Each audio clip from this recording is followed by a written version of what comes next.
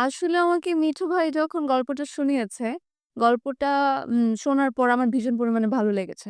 কারণ একটু ভিন্ন ধর্মে ভিন্ন প্যাটার্ন এর একটা গল্প। আগে পরে এরকম দেখাও যায়নি, শোনাও যায়নি। আর আমার ক্যারেক্টারটা আমার কাছে প্রচন্ড ভালো লেগেছে। মানে শুনেই মনে হচ্ছে যে এটা তো আমার জন্য, ব্যাপারটা এরকম।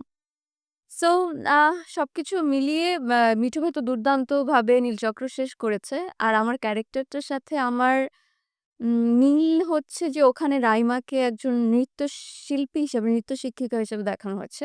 সো আর আমি পার্সোনাল লাইফ এ আমিও একজন নৃত্যশিল্পী। তো এটার একটা মিল আছে বলে আমার ক্যারেক্টারটা বিলং করতে সহজ হয়েছে। আর আরেকটা দিক হচ্ছে রাইমা পুরা হচ্ছে এই জেনারেশনের একটা মেয়ে। ২০২৫ সালে তার মানে এই টাইমে এসে তার লাইফে কি ইনসিডেন্ট হয় সেটা দেখানো হয়েছে। তো আমি খুব ইজিলি কানেক্ট করতে পেরেছি। তো কাজল রেখা যাওয়াটা আমার জন্য টাফ ছিল। কারণ ওটা ওখানে যা দেখিয়েছে ওটাতে আমি একদম ইউজড টু ছিলাম না। আবার রাইমাতে যা দেখানো হয়েছে মানে আমাদের নিত্যদিনের চলাফেরা, আমাদের জীবনে যা ঘটে সেটাই বেসিক্যালি। তো ওটা আমার রপ্ত করতে অতটা কষ্ট হয়নি।